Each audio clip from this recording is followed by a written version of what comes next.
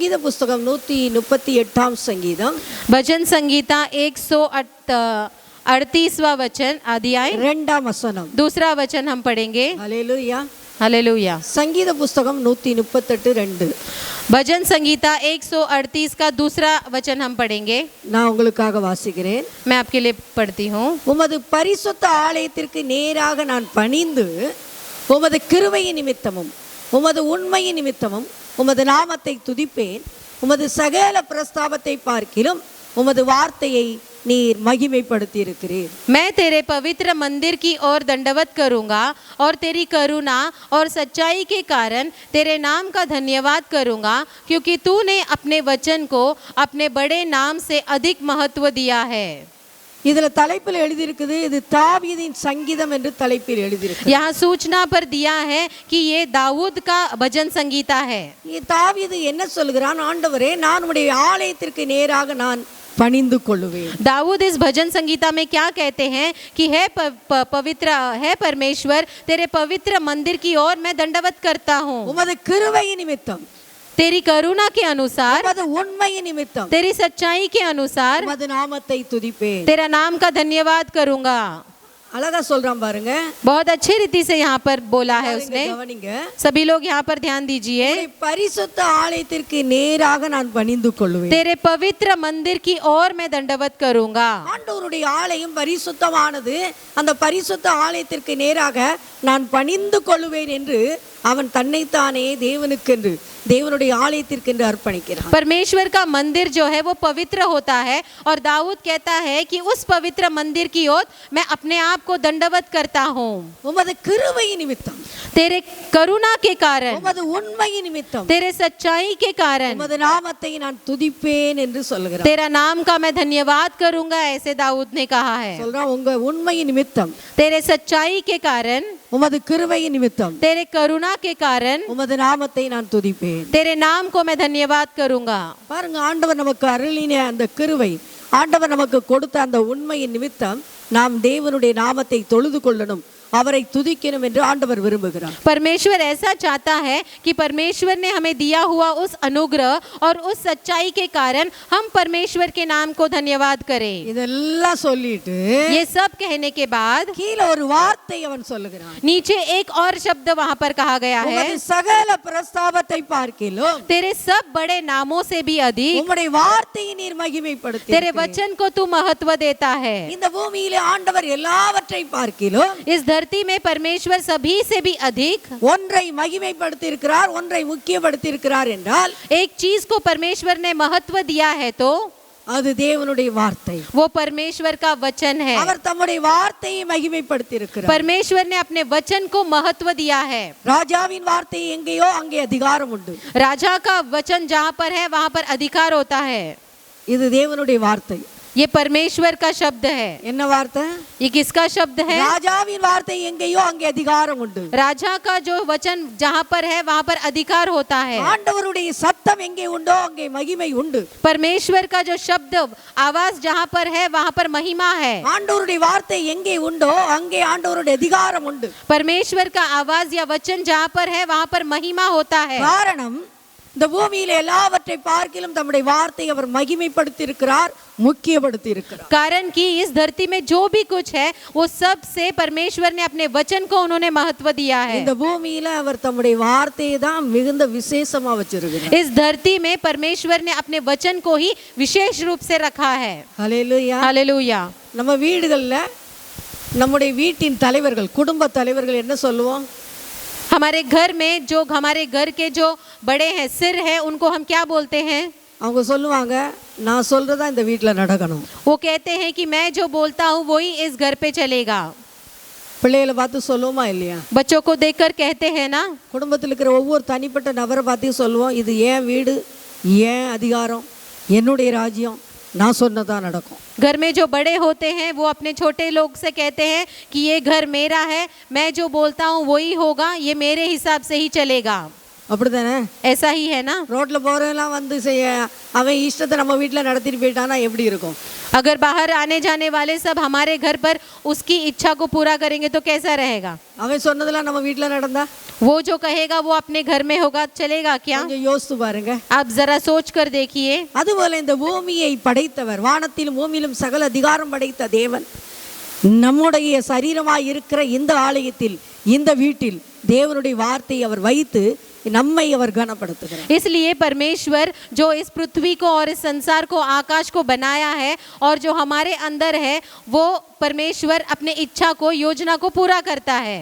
நமக்குள் அவருடைய வார்த்தையை விதைத்து இருக்கிறார். परमेश्वर ने हमारे अंदर परमेश्वर के वचन को बोया है। சகலவற்றை பார்க்கிறோம், सभी से भी ज्यादा நம்முடைய வார்த்தையை அவர் மகிமைப்படுத்தி இருக்கிறார். अपने वचन को उसने महत्व दिया है। இந்த வார்த்தைகள் யாருக்கெல்லாம் கடந்து வந்தது என்பதை நாம் பார்க்க போகிறோம். ये वचन किस किस की ओर आया था, ऐसा हम देखेंगे। ஒரு ரெண்டு சம்பவத்தை நாம் பார்த்து एक दो संभव के संभव को हम देखकर அந்த இடத்திலே கர்த்தர் தம்முடைய வார்த்தையின் மூலமா எப்படி மகிமை அடைந்தார், उस जगह पर परमेश्वर ने अपने वचन के अनुसार कैसा महिमा हुए, ये हम அந்த देखेंगे। வார்த்தையை பெற்றுக்கொண்ட மனிதர்களை கர்த்தர் எப்படி கனப்படுத்தினார், उस वचन को प्राप्त किए हुए इंसान को परमेश्वर ने कैसा महत्व दिखाया, वो हम देखेंगे। அதை நாம் பார்க்கும்போது நாமும் வாஞ்சிப்போம், ஆண்டவரே எனக்கும் உம்முடைய வார்த்தை வேண்டும். इसे हम देखते वक्त हम भी एक चाहत से रहेंगे कि हमें भी ये वचन की जरूरत है। 2 ராஜாக்கள் 3ஆம் அதிகாரத்திலே நாம் வாசிக்கிறோம். दूसरा राजा का 3रा अध्याय हम पढ़ेंगे।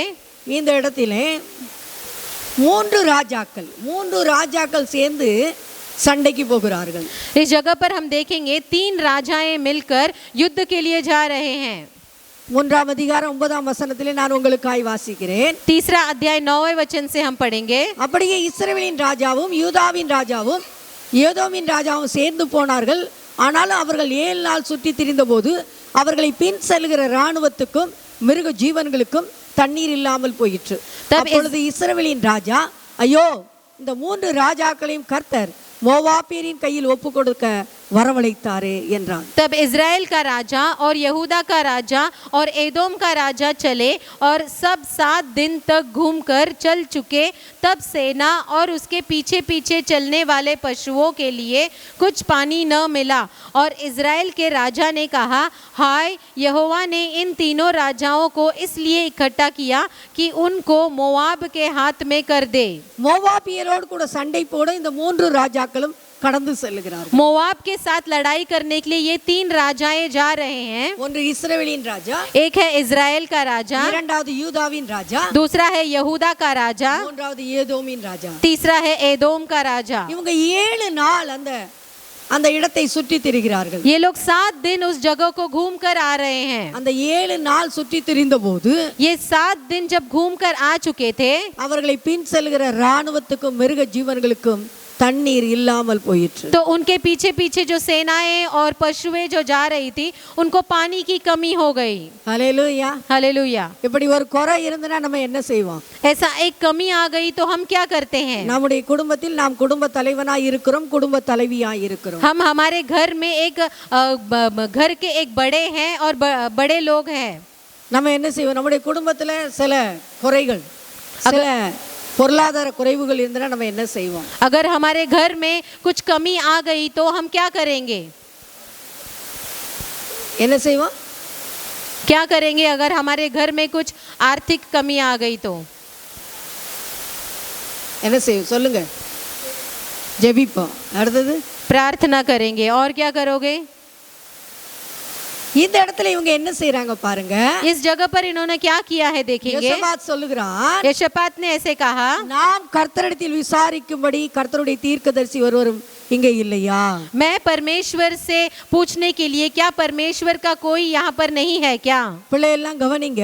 बच्चे लोग ध्यान दीजिए। நம்முடைய வாழ்க்கையில் ஒரு பிரச்சனை வரும் பொழுது, हमारे जीवन में एक परेशानी जब आती நம்முடைய है, வாழ்க்கையிலே ஒரு நெருக்கம் வரும் பொழுது, हमारे जीवन में जब भी एक इकट्ठापना की एक समस्या आती है, நம்முடைய வாழ்க்கையின் நாம் நடந்து கொண்டு இருக்கும்போது 4 பாதை கொண்ட வழியிலே நாம் நிற்கும்போது, हमारे जीवन में जब हम जा रहे हैं तो ऐसा एक 4 रास्ते वाला एक जगह आ जाता है, तो அந்த இடத்தில் நாம் நிற்கும்போது उस बीच रास्ते पर जब हम खड़े रहते நம்ம हैं, என்ன செய்ய வேண்டும் என்று சொல்லி நாம் திகைக்கும் போது, हमें क्या करना है ऐसा हमें कुछ नहीं समझ में आता है, जब அந்த வேளையிலே கர்த்தரிடத்தில் விசாரிக்கும்படி நாம் கர்த்தருடைய ஊழியர்களை தேட வேண்டும். उस समय पर परमेश्वर के साथ जो पूछताछ करते हैं, बातें करते हैं, ऐसे लोगों के पास हमें जाना चाहिए। இந்த யோசபாத் சொல்கிறான், ஆண்டவரிடத்தில் விசாரிக்கும்படி கர்த்தருடைய தீர்க்கதரிசி ஒருவரும் இங்கே இல்லையா? योशेपात ने कहा कि यहोवा की कोई नबी ऐसे नहीं है क्या जिनके द्वारा मैं यहोवा से पूछूं। அந்த இடத்திலே ராஜாவின் வேலைக்காரன் ஒருவன் சொல்லுகிறான், उस जगह पर राजा का एक कर्मचारी उससे बोलता है, எலியாவின் கைகளுக்கு தண்ணீர் வார்த்த சாப்பாத்தின் குமாரனாகிய எலிசா இங்கே இருக்கிறான். शापात का पुत्र जो है एलीशा, जिसने एलिया के हाथों में धुलाई करता है, वो यहाँ पर है। அவனுடைய அட்ரஸ் என்ன? उसका एड्रेस क्या है? இந்த எலிசாவுடைய அட்ரஸ் என்ன? ये एलीशा का जो एड्रेस क्या है? அவங்க அப்பா பேர் திரும்ப இரண்டாவது தான் வருது, उसके पिता का नाम है वो जो दूसरे लाइन पर आता है, ஆனா முதல்லது लेकिन पहले इसमें क्या आता है? எலியாவின் கைகளுக்கு தண்ணீர் வார்த்த एलिया के हाथों को धुलाई किया हुआ அந்த சாப்பாத்தின் குமாரனாகிய எலிசா இங்கே இருக்கிறான். वो शापात का पुत्र एलीशा यहाँ पर है। அதை கேட்ட உடனே ராஜாவாகிய யோசபாத் சொல்லுகிறான், उसे सुनकर राजा जो योशपात राजा है उसने कहा, அவனிடத்தில் கர்த்தருடைய வார்த்தை இருக்கிறது. उसके पास परमेश्वर का वचन है। ஹல்லேலூயா. हालेलुया। எலியாவின் கைகளுக்கு தண்ணீர் வார்த்த எலிசாவினிடத்தில் கர்த்தருடைய வார்த்தை இருக்கிறது. एलिया को हाथों को धुलाई करता हुआ वो जो इंसान शापात का पुत्र एलीशा के पास वचन है। கர்த்தருடைய வார்த்தை இந்த எலிசாவினிடத்தில் இருக்கிறது. परमेश्वर का वचन एलीशा के पास है। அப்போ உங்களை பார்த்து ஒருவர் சொல்ல வேண்டும், கர்த்தருடைய வார்த்தை இவர்களிடத்தில் இருக்கிறது. आपको देखकर भी लोग ऐसे कहना है कि परमेश्वर का वचन आपके पास है। ஒருத்தர் உங்ககிட்ட வந்து கேட்குறாங்க, कोई अगर आपसे आकर पूछता है तो என்னுடைய வாழ்க்கையில் இப்படிப்பட்டதான நெருக்கம் இருக்கிறது, मेरे जिंदगी में ऐसी एक कठिनाइयां है, என்னுடைய வாழ்க்கையில் இப்படிப்பட்ட ஒரு பிரச்சனை இருக்கிறது, मेरे जिंदगी में ऐसी एक परेशानी है, நான் என்ன செய்ய வேண்டும்? मुझे क्या करना है? நீங்க என்ன ஐடியா கொடுப்பீங்க? आप लोग होंगे तो क्या उन्हें आइडिया देंगे? என்ன சொல்லுவீங்க? आप क्या कहेंगे? ஆட்டடிச்சு மாட்டில் போடும், மாட்டடிச்சு ஆட்டில் போடும் சொல்லுவோமா? यहाँ से उधर पलटो और उधर से इधर पलटो, ऐसे अगर हम कहेंगे क्या? கர்த்தருடைய வார்த்தை அந்த இடத்திலே தொனிக்க வேண்டும். परमेश्वर का शब्द वचन जो है उस जगह पर गूंजना चाहिए। உங்களிடத்தில் பிரச்சனைகளோடு கூட வருகிற மனிதன் உங்களை அடையாளம் கொண்டு கொள்ள வேண்டும், இவனிடத்தில் இவளிடத்தில் கர்த்தருடைய வார்த்தை இருக்கிறது. जो इंसान आपके पास कुछ परेशानी लेकर आता है तो वो आपको ऐसे समझना है कि परमेश्वर का वचन आपके पास है। அவர்கள் உங்களை பார்த்து சொல்லணும், இவர்களிடத்தில் போனால் என்னுடைய பிரச்சனைக்கு ஒரு முடிவு வரும். वो लोग ऐसे कहना है कि अगर हम इनके पास जाएंगे तो मेरे परेशानियों का समस्याओं का एक हल मिल जाएगा।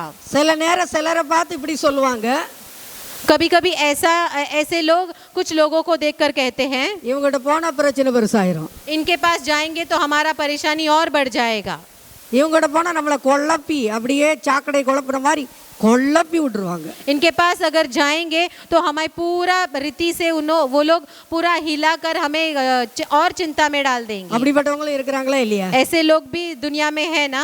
நீங்க போய் அவங்ககிட்ட ஐடியா கேட்கும் போது உங்களையும் குழப்பி அவங்களும் குழம்பி உங்களுக்கும் விட கிடைக்காம அவங்களுக்கும் விட கிடைக்காம இருக்கிற பிரச்சனையில இன்னொரு 100 மடங்கு பிரச்சனையை தலையில ஏற்றி வச்சிருவாங்க. ऐसे लोग हैं जिनके पास अगर हम परेशानी को लेकर जाएंगे वो आपको भी संकट में डालेंगे और खुद को भी संकट में डालेंगे। आपको भी कोई हल नहीं मिलेगा और उनको भी कोई हल नहीं मिलेगा। இந்த எலிசாவினிடத்தில் தேவனுடைய வார்த்தை இருக்கிறது என்று சொல்லி 3 ராஜாக்களும் அவனிடத்தில் போனார்கள். एलीशा के पास परमेश्वर का वचन है ऐसा वो जानकर ये 3 राजाएं उसके पास गए। 3 ராஜாக்களும் இந்த எலிசாவை பார்த்து சொன்னார்கள். तीनों राजाओं जो है एलीशा को देखकर कहा, அடுத்த 13ஆம் வசனத்துல 13वां वचन में हम पढ़ेंगे, நாங்க எங்களுடைய வாழ்க்கையிலே, அதாவது 3 ராஜாக்களும் சொல்லுகிறார்கள், மோவாபியரின் கையில் ஒப்பு கொடுக்கிறதற்கு ஆண்டவர் வரவழைத்தார் என்று சொல்லுகிறார்கள். एलीशा को देखकर तीनों राजा ऐसे कहते हैं कि मोआब के हाथों में हमें देने के लिए यहाँ पर बुलाया गया है। யார் ஒப்பு கொடுத்தாங்களா? किसको अर्पण किया गया था? ஆண்டவர் ஒப்பு கொடுத்தாராம். परमेश्वर ने उनको दे दिया था। அது உண்மையா? क्या वो सच बात है? சில பிரச்சனைகள் நாமே வரவழைத்து கொண்டு நாம என்ன சொல்லிடுவோம், ஆண்டவர் இப்படி செஞ்சிட்டாரு, ஆண்டவர் அப்படி செஞ்சிட்டாரு हमारे சொல்லுவோம். कभी कभी परेशानियां हमारे वजह से आती है और हम पूरा दोष जो है वो परमेश्वर के ऊपर लगा देते हैं कि परमेश्वर ने ऐसा कर दिया मेरे जीवन में। 14வது வசனத்துல சொல்லப்பட்டு இருக்கிறது, 14 वचन में ऐसा लिखा है, எலிசா சொல்லுகிறான், एलिशा ने कहा, இந்த யூதாவின் ராஜாவாகிய யோசபாத்தின் முகத்தை நான் பாராதிருந்தால் நான் உம்மை நோக்கவும் மாட்டேன், உம்மை பார்க்கவும் மாட்டேன் என்று சேனைகளுடைய கர்த்தருக்கு முன் நிற்கிற நான் அவருடைய ஜீவனை கொண்டு சொல்லுகிறேன் என்று சொல்லுகிறார். एलिशा ने कहा, सेनाओं का यहोवा जिसके सम्मुख में उपस्थिति रहा करता हूँ, उसके जीवन की शपथ यदि मैं यहूदा के राजा यहोशापात के आदर मान न करता तो मैं न तो तेरी और मुंह करता और न तुझ पर दृष्टि करता। யாரை பார்த்து சொல்லுகிறான்? किसको देखकर कहता है? 13ஆம் வசனத்தில் முதல் வார்த்தை சொல்லுகிறது, முதல் லைன் சொல்லுகிறது, இஸ்ரவேலின் ராஜாவை பார்த்து சொல்லுகிறார். 13वां वचन में पहले लाइन में लिखा गया है, एलिशा ने इजराइल के राजा से कहा। அவன் சொல்றான், எலிசா இஸ்ரவேலின் ராஜாவை பார்த்து சொல்லுகிறான், இந்த யோசபாத் மாத்திரம் இங்க இல்லைன்னா நான் உன் முகத்தையும் பார்க்க மாட்டேன், நான் நீ சொல்றதை கேட்கவும் மாட்டேன். एलिशा ने इजराइल के राजा को देखकर कहा, अगर ये योशापात यहाँ नहीं होता तो मैं तुझे देखता भी नहीं, तुझसे मिलता भी नहीं और तेरे चेहरे को भी नहीं देखता। ஆண்டவரிடத்தில் விசாரிக்கும்படி 3 பேர் சென்றார்கள். परमेश्वर की ओर पूछने के लिए 3 लोग गए। 3 பேரும் இணைந்து தான் அந்த பிரச்சனையில் மாட்டிக்கொண்டார்கள். 3 लोग मिलकर ही इस परेशानी के अंदर गए। துன்மார்க்கனோடு இணைந்தால் என்ன செய்யும்? அந்த பிரச்சனை நம்மையும் நெருக்கும். துன்மார்க்கனோடு, துஷ்டன், दुष्ट लोगों के साथ अगर मिलेंगे तो उनका जो परेशानियां है वो हमारे ऊपर भी आ जाएगा। 3 பேரும் இணைந்து யுத்தத்திற்கு போனபடியினாலே பார்த்தீர்களானால் எலிசா சொல்லுகிறான், இந்த யூதாவின் ராஜாவாகி யோசபாத்தை நான் மட்டும் அவன் முகத்தை பார்க்கலனா நான் உங்களுக்காக தேவனிடத்தில் விசாரிக்க மாட்டேன்। ये 3 लोग जब मिलकर युद्ध के लिए जा रहे हैं तब एलिशा ने कहा कि अगर मैंने यहोशापात का चेहरा न देखा होगा तो मैं तुमसे कभी नहीं मिलता। ஹல்லேலூயா, हालेलुया। அப்ப ஆண்டவர் முன்னால வந்து விசாரிக்கிறதுக்கும் ஒரு தகுதி வேணும் இல்லையா? परमेश्वर के सामने जाकर पूछने के लिए भी एक योग्यता होनी चाहिए। ஹல்லேலூயா, हालेलुया। என்ன வேணும்? क्या होनी चाहिए? தகுதி வேண்டும். एक योग्य होना चाहिए।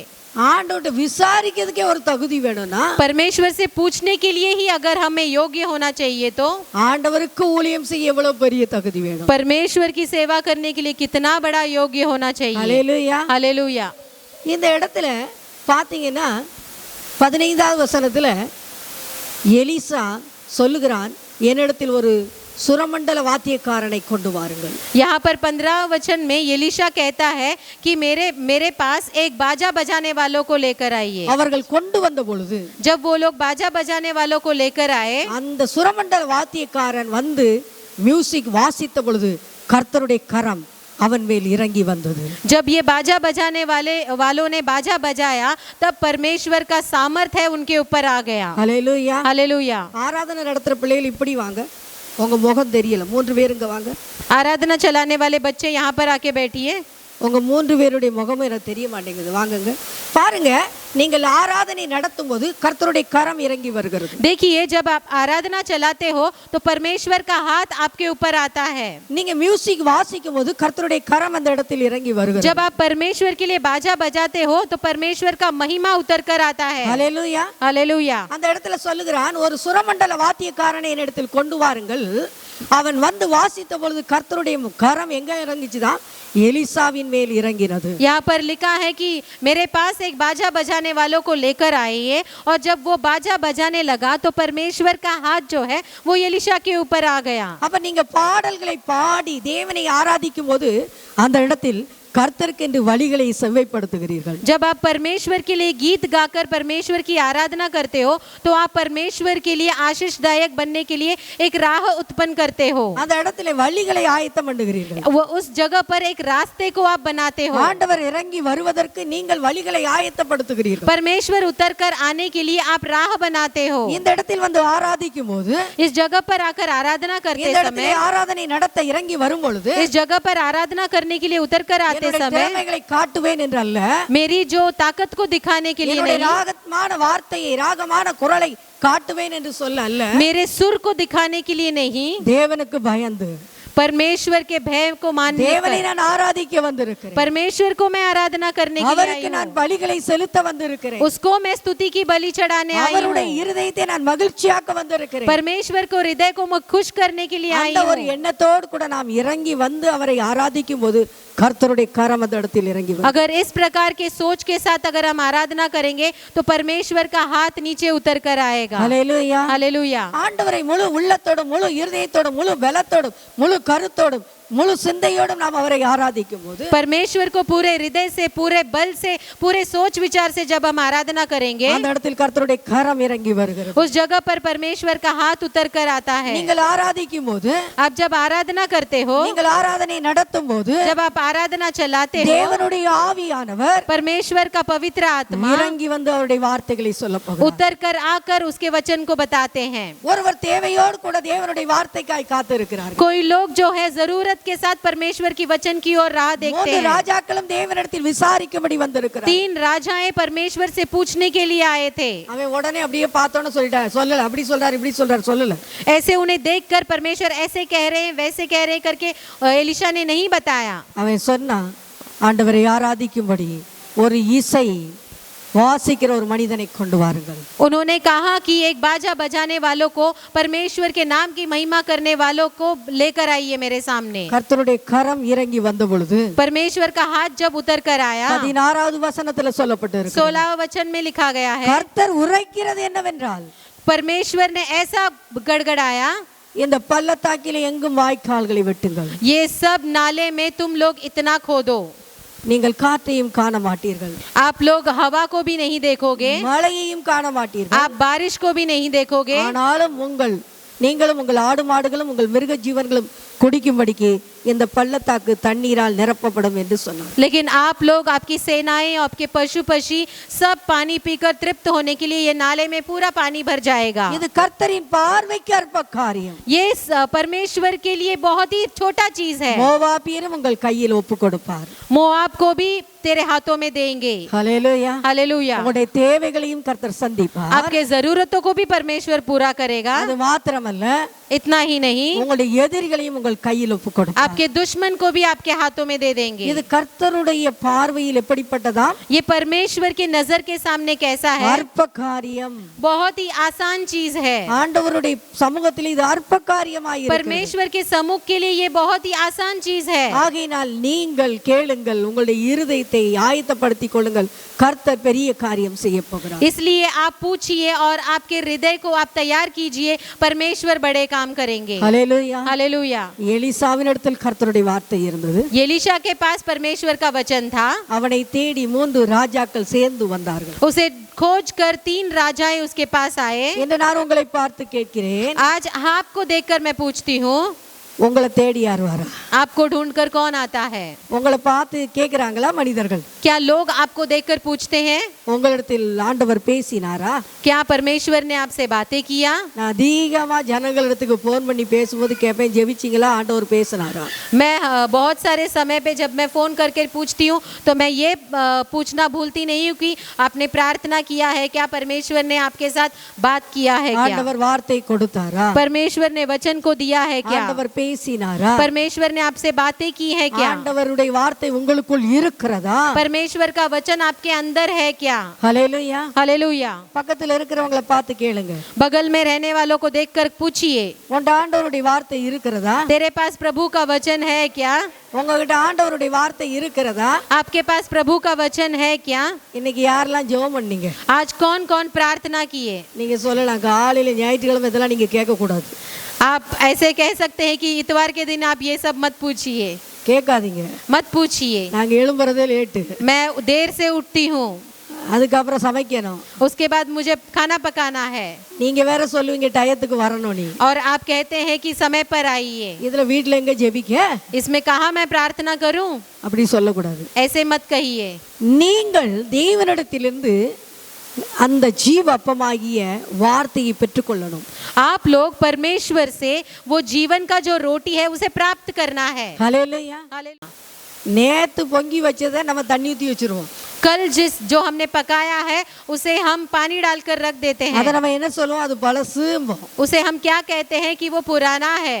இன்னைக்கு சுட சுட அப்பா என்ன கொடுத்தாரு? आज गरम गरम रोटी परमेश्वर ने क्या दिया? யாராவது ஒருவர் कोई एक சொல்லலாமா? बता ஹல்லேலூயா. आमेन। பாருங்க, இன்றைக்கு நாம் சுட சுட எண்ணத்தை பெற்றுக்கொண்டோம். देखिए आज हम परमेश्वर से क्या प्राप्त किए हैं।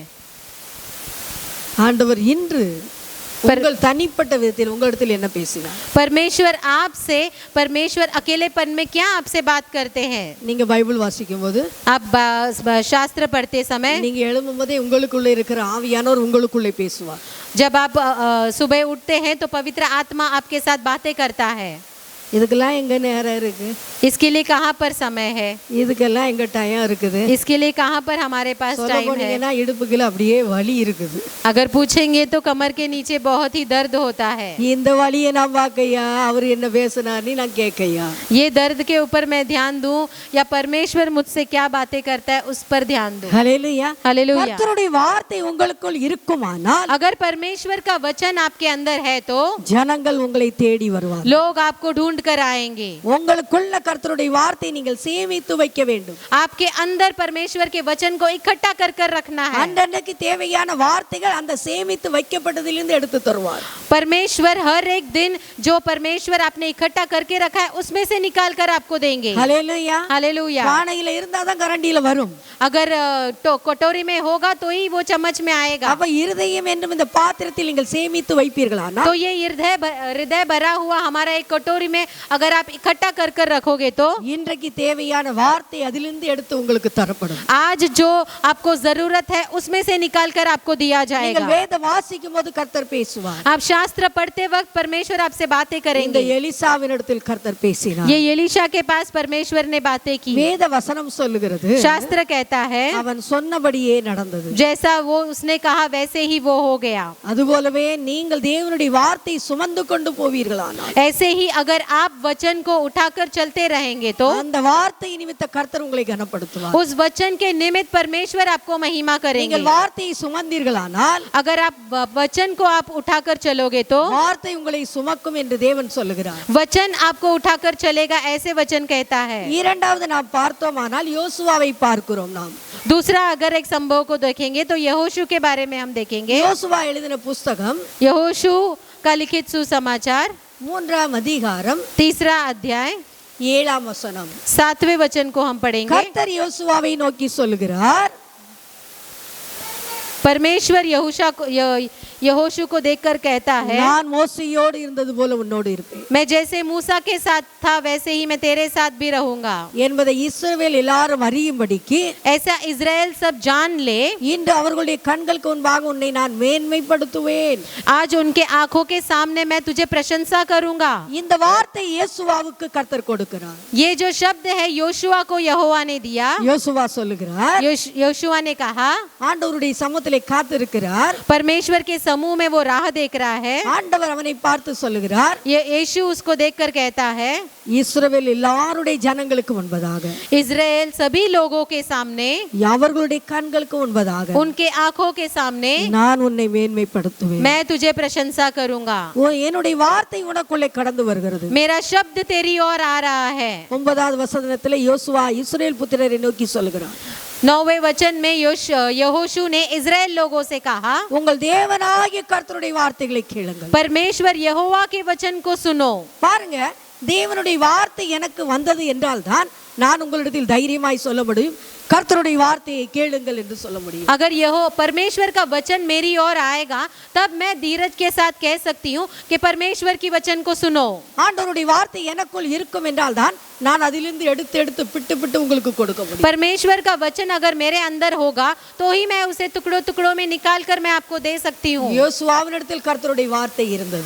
यहोशू के पास परमेश्वर का वचन था। ஆண்டவர் அவனை பார்த்து சொன்னார், परमेश्वर ने उसे देखकर कहा, இஸ்ரவேல் எல்லாருக்கு முன்பதாக உன்னை நான் மேன்மைப்படுத்துவேன். हर एक इजरायलियों के सामने मैं तुझे प्रशंसा करूंगा। அந்த இடத்திலே उस जगह पर யோர்தான் என்னும் நதி அவர்களுடைய வாழ்க்கையில் குறுக்கிடுகிறது. उस जगह पर योरदान कर कर एक नदी उनके सामने आ गया। அதை அவர்கள் கடந்து போக வேண்டும். उसे उन्हें पार कर कर जाना था। அதுபோல நம்முடைய வாழ்க்கையிலும் யோர்தான் போன்ற பிரச்சனைகள் வரலாம். ऐसे ही हमारे जीवन में योर्दान नामक का एक परेशानी हमारे जीवन में आ நம்முடைய सकती है। வாழ்க்கையிலே சில பிரச்சனைகள் இந்த நதியை போல் நம்முடைய வாழ்க்கையில் குறுக்கிடலாம். हमारे जीवन में भी कोई परेशान ऐसे एक नदी के समान बीच में आ सकता है। அந்த யோர்தானை நாம் கடந்து போக வேண்டும். उस योर्दान को हमें पार कर जाना ஆனால் है। தேவனுடைய வார்த்தை இந்த யோசுவாவுக்கு வந்தபடியினால் लेकिन परमेश्वर का जो वचन इस यहोशू के पास आया, इसलिए அவன் என்ன செய்கிறான், அந்த வார்த்தையின்படி அந்த இடத்தில் கிரியை செய்கிறான். उस वचन के अनुसार वहां पर वो क्रिया करता है। அவன் என்ன செய்கிறான், यहोशुआ ने क्या किया, அந்த இஸ்ரவேல் புத்திரர் 12 கோத்திரத்திலிருந்து 12 பேரை தெரிந்து கொள்கிறான். उस 12 गोत्र से 12 लोगों को वो वहां पर चुनता है। அவர்களுடைய கால்கள் 15ஆம் வசனத்துல சொல்லப்பட்டிருக்கிறது, 15वां वचन में लिखा गया है, யோர்தான் அறுப்பு காலம் முழுவதும் கரை புரண்டு போகும். பெட்டியை சுமக்கிற ஆசாரியர்களின் கால்கள் தண்ணீர் அருகில் பட்ட உடனே, ஓரத்தில் பட்ட உடனே, यरदान का जल तो कटनी के समय के सब दिन कड़ारों के ऊपर ऊपर बहा करता था। याजकों के पांव यरदान के तीर के जल में डूब गए। மேலிருந்து ஓடி வருகிற தண்ணீர் நின்றது என்று சொல்லப்படுகிறது. ऊपर से बहने वाला जो पानी है वो रुक गया। அது ஒரு குவியலாக குவிந்தது. वो एक जगह पर इकट्ठा हो गया। அது பிரிந்து ஓடி விட்டது. वो अलग अलग होकर बहने लग गया। அப்பொழுது ஜனங்கள் எரிகோவுக்கு எதிரே கடந்து போனார்கள். तब लोग एरिहो के ऊपर चलने लगे। ஆண்டவருடைய வார்த்தை வந்தது, ஊழியர்களுடைய கால்கள் யோர்தானில் பட வேண்டும். परमेश्वर का वचन आया कि जो सेवक लोगों का पैर है वो यरदन के नदी को छूना है। அது பட்ட உடனே जैसे ही वो पैर उनका छू लग गया, நதி நின்றது, ஓடி வந்த அந்த தண்ணி நின்றது, जो குவியலாக குவிந்தது, அது பிரிந்து ஓடிச்சு. वो बहने वाला जो पानी है वो एक जगह पर इकट्ठा हो गया, फिर वो अलग अलग राहों पर वो बहने लग गया। ஹல்லேலூயா. हालेलुया। ஜனங்கள் கடந்து போனார்கள். लोग वहां से निकल गए। அந்த பிரச்சனையை கர்த்தர் மாற்றி போட்டு उस परेशानी को परमेश्वर ने निकाल दिया। இத பார்த்த பொழுது, इसे देखकर 4ஆம் அதிகாரம் 14ஆம் வசனத்துல சொல்லப்படுது, அந்நாளிலே கர்த்தர் யோசுவாவை சகல இஸ்ரவேலின் கண்கள் முன்பாகவும் மேன்மைப்படுத்தினார். 4 अध्याय के 14वें वचन में लिखा है, उस दिन यहोवा ने सब इसराइलियों के सामने यहोशू की महिमा बढ़ाई, और जैसे ही वे मूसा का भय मानते थे वैसे ही यहोशू का भी भय मानने लगे। ஹல்லேலூயா. हालेलुया। கர்த்தர் எவ்வளவு நல்லவர். परमेश्वर कितना भला है। யோசுவாவுக்கு ஒரு வார்த்தை கொடுத்தார். यहोशू को परमेश्वर ने एक वचन அந்த दिया। வார்த்தையின்படி அவனை கர்த்தர் மேன்மைப்படுத்தும்படி उस वचन के अनुसार यहोशुआ को महिमा करने के लिए கர்த்தர் அந்த இடத்தில் கிரியை செய்தார். परमेश्वर उस जगह पर क्रिया करने लगे। கர்த்தர் உங்களுக்கு கொடுக்கிற வார்த்தையை நீங்கள் பிடித்துக் கொள்ளுங்கள். परमेश्वर आपको जो वचन देता है उसे आप पकड़ लीजिए। நீங்கள் அந்த வார்த்தைக்கு கீழ்ப்படிந்து நீங்கள் நடக்கும்போது, उस वचन को जब आप पकड़कर उसके अनुसार चलते हो, யோசுவாவை மேன்மைப்படுத்தின தெய்வம் உங்களையும் மேன்மைப்படுத்துவார். यहोशू को जो परमेश्वर ने उसकी महिमा बढ़ाई, परमेश्वर आपकी भी महिमा को बढ़ाएगा। அப்ப தேவனுடைய வார்த்தை தான் நம்மளை கனப்படுத்தும். परमेश्वर का जो वचन है वही हमें महिमा करता है। தேவனுடைய வார்த்தை தான் நம்மை வழி நடத்தும். परमेश्वर का जो वचन है वही हमें चलाता है। தேவனுடைய வார்த்தை தான் நமக்கு பாதுகாப்பாய் இருக்கும். यह वचन जो है वही हमें रक्षा भी करता है। தேவனுடைய வார்த்தை தான் மேன்மைப்படுத்தி இருக்கிறார், முக்கியப்படுத்தி இருக்கிறார், மகிமைப்படுத்தி இருக்கிறார் கர்த்தர். परमेश्वर का जो वचन है वही मुख्य दिखाया है, और परमेश्वर का जो वचन है वही उसे महिमा बढ़ाया है। அப்ப நாம் எல்லாவற்றை பார்க்கிறோம், இந்த பூமியில இருக்கிற எல்லாவற்றை பார்க்கிறோம், நாமும் தேவனுடைய வார்த்தை தான் கனப்படுத்தணும், மேன்மைப்படுத்தணும், முக்கியப்படுத்தணும். इसलिए पृथ्वी में रहने वाले हम सभी से ज्यादा हम परमेश्वर को वचन को ही महिमा दिखाना है। ஹல்லேலூயா. हालेलुया। கர்த்தருடைய வார்த்தை இல்லாம நான் இந்த இடத்துல கர்த்தருடைய வார்த்தையை பேசாம கதையா பேசிக்கிட்டு இருந்தா அது உங்களுக்கு பிரயோஜனமே இல்லை. अगर परमेश्वर के वचन को अगर मैं यहाँ से नहीं बांटूं और कुछ अलग कहानी सुनूं तो वो किसके लिए भी लाभ नहीं होगा। அது உங்களுக்கு பிரயோஜனமே இல்லை. तो वो आपके लिए लाभ नहीं होगा। ஒருவேளை உங்களுக்கு நினைவு இருக்கலாம் அந்த கதை, हो सकता है कि वो आपको याद रहे कहानी, தேவனுடைய வார்த்தை தான் கிரியையை நடப்பிக்கும். लेकिन परमेश्वर का वचन ही आपके अंदर क्रिया करेगा। உங்களுக்குள் விதைக்கிற அந்த தேவனுடைய வார்த்தை உங்களை வழி நடத்தும். आपके अंदर बोया गया हुआ वो वचन वो आपको चलाएगा। உங்களுக்குள்ளே விதைக்கப்பட்ட வார்த்தை, உங்கள் பிள்ளைகளுக்குள்ளே நீங்கள் விதைத்திருக்கிற வார்த்தைகள் அந்த பிள்ளைகளுடைய ஜீவ காலம் எல்லாம் அதுகளை நடத்துகிறதா இருக்கிறது. आप जो वचन आपके बच्चों के अंदर बोते हो वही उनके जीवन भर चलाने के लिए वो एक राह बन जाता है। ஆகையினால் கர்த்தருடைய வார்த்தையை நீங்கள் நேசியுங்கள். इसलिए परमेश्वर के वचन की ओर आप प्यार कीजिए। வேதத்தை நேசிக்கிறவர்களுக்கு மிகுந்த சமாதானம் உண்டு, அவர்களுக்கு இடறல் இல்லை. परमेश्वर के वचन के ऊपर मन लगाने वालों को कोई टोकर नहीं है, ऐसा लिखा गया है, மிகுந்த சமாதானம் உண்டு. और बहुत शांति मिलती है। எங்கேயாவது எழுதி இருக்கா? कहाँ पर ऐसा लिखा है क्या? மனைவியை நேசிக்கிறவனுக்கு மிகுந்த சமாதானம் உண்டு. अपने पत्नी से प्रेम करने वालों को बहुत शांति मिलती है। நேசிங்க நீ கட்டளையிட்டு இருக்கிறது தேவனுடைய வார்த்தை. प्रेम करो ऐसे परमेश्वर ने आज्ञा दिया है।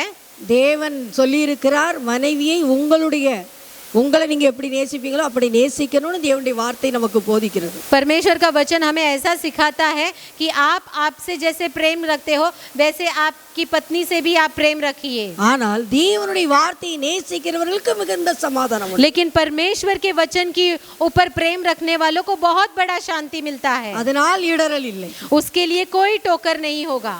ஆண்டவருடைய வார்த்தையை நம்ம மிக அதிகமாய் நேசிப்போம். परमेश्वर के वचन को हम बहुत और रीति से हम प्रेम करेंगे। ஆண்டவருடைய வார்த்தையை நீங்கள் கனப்படுத்துங்கள். परमेश्वर के वचन को आप आदर दीजिए। ஆண்டவருடைய வார்த்தையின்படி நடக்க பிரயாசப்படுங்கள், அதைன்படி நீங்கள் நடந்து கர்த்தருடைய நாமத்தை மகிமைப்படுத்துங்கள். परमेश्वर के वचन के अनुसार आप चलने के लिए आप कोशिश कीजिए और उसके अनुसार चलिए। ஹல்லேலூயா. हालेलुया। அது நிமித்த கர்த்தர் உங்களை கனப்படுத்துவார். उसके निमित्त परमेश्वर आपके महिमा को बढ़ाएंगे। ஜெபிக்கலாமா? हम प्रार्थना கரங்களை करेंगे, உயர்த்தி எல்லாரும் ஜெபிக்கலாம். अपने हाथों को उठाकर हम ஆண்டவரே, प्रार्थना உம்முடைய करेंगे। பிள்ளைகளை நான் ऐ ஆசீர்வதிக்கிறேன். परमेश्वर तेरे बच्चों को मैं आशीष करती உம்முடைய हूँ, வார்த்தையின்படி நான் ஜெபிக்கிறேன். तेरे वचन के अनुसार मैं प्रार्थना करती हूँ। சகல பிரஸ்தாபத்தை பார்க்கிறேன். सभी प्रशंसा से உம்முடைய ऊंचा வார்த்தையை நீர் மகிமைப்படுத்தி तेरे वचन को आपने मुख्य உம்முடைய किया வார்த்தையை है। நாங்கள் வாஞ்சிக்கிறோம். तेरे वचन को हम चाहते हैं உம்முடைய प्रभु, வார்த்தையை நாங்கள் நேசிக்கிறோம். तेरे वचन से हम प्रेम करते हैं உம்முடைய प्रभु, வார்த்தையை நாங்கள் तेरे கனப்படுத்துகிறோம். वचन को हम आदर करते हैं प्रभु। எங்களுடைய ஜீவனை பார்க்கிலும் உம்முடைய வார்த்தையை அதிகமாய் நாங்கள் நேசிக்கிறோம். हमारे जीवन से भी अधिक तेरे वचन की ऊपर உம்முடைய हम लगाव வார்த்தையில் रखते தான் हैं। ஜீவன் உண்டு.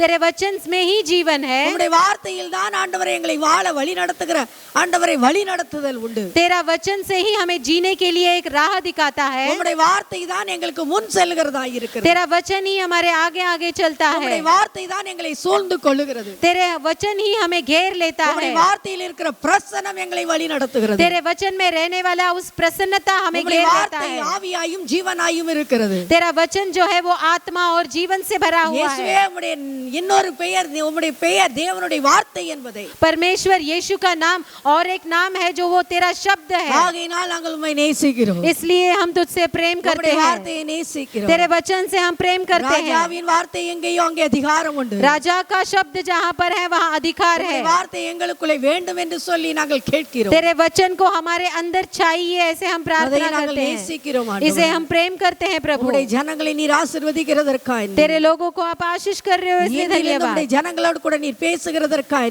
लगातार आप परमेश्वर आपके बच्चों से आप बातें कीजिए। இன்றிலிருந்து ஒவ்வொருவருடைய வாழ்க்கையிலும் கர்த்தருடைய சத்தம் தொனிக்கட்டும் இயேசுவின் आज से लेके परमेश्वर आपका वचन उनके कानों में गूंजने दो, அவர்களுடைய சத்தத்திற்கு செவி கொடுக்கட்டும் இயேசுவின் आपकी वचन के ओर उनके कान को लगाए परमेश्वर, உம்முடைய சத்தத்தை கவனமாய் கேட்கட்டும் இயேசுவின் आपकी आवाज को वो गौर से सुने, உம்முடைய சத்தத்திற்கென்று தன்னை அர்ப்பணிக்கட்டும். सिर्फ तेरी आवाज सुनने के लिए उनको उन्हें अर्पण करने दो, உம்முடைய வார்த்தையின்படி அவர்கள் நடந்து மகிமை அடையட்டும். तेरे वचन के अनुसार चलकर वो महिमा में प्राप्त हुए। கர்த்தர் தம்முடைய ஜனங்களை உம்முடைய வார்த்தையினால் நீர் அலங்கரிப்பீராக. परमेश्वर तेरे लोगों को तेरे वचन से उन्हें तो परमेश्वर दिखाता है, உம்முடைய வார்த்தையினால் நிரப்புவீராக. तेरे वचन से तू उन्हें भरता है। எங்களை தாழ்த்துகிறோமை உயர்த்துகிறோம். हमें दीनता करते हैं और तुझे ऊंचा उठाते हैं। இயேசுவின் நாமத்தில் ஜெபிக்கிறோம் எங்கள் நல்ல பிதாவே. यीशु मसीह के नाम से मांगते हैं पिता, ஆமென். ஆமென். आमेन। ஹalleluya.